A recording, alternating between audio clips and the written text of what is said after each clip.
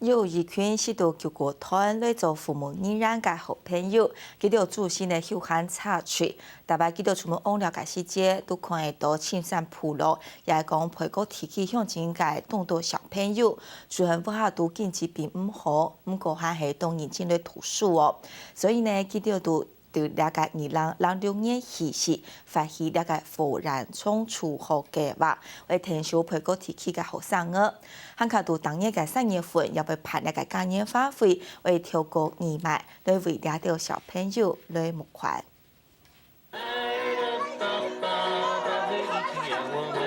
舞台上呢表演者都係盧啦啦茶水嘅盛宴，加到熱情嘅大通衝，今年呢發通主題愛嘅上岸，也數個位係 TVB 今年嘅嘉年華發通創作會。这一次就是我们萤火蟲助學計劃已經進行到第8年了，所以今年是我們取8的諧音，把主題定為愛的抱抱。那主題曲裡面它有一句話就是說，愛的抱抱讓我們抱在一起哈，然後把這個歡樂跟快樂傳遞出去，然後相互取暖。其實做這個公益計劃，我們大家都是非常非常快樂，因為你看今天現場，不管是攤主、來賓，大家都好開心。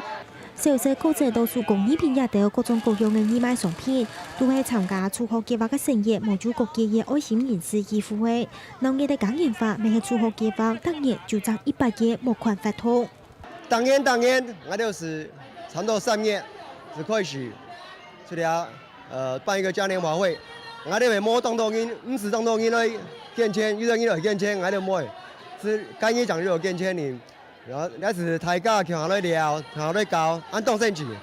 2006年開始嘅鳳音蟲助學計劃，也下早為扮演中向天數嘅32嘅鳳音蟲小朋友，提供嘅學費同生活費，行家也得接觸天數嘅人，係咪見能見到？一從沿途講嘢話太費，唔大嘗試下嘅大家熱情同愛心，沒有行家懂人哋，一群才有安用心，主要愛同也得配合鄉鎮嘅聲音呢，實現嘅也得為成好夢。客家新聞彭建東吳思怡台北報道。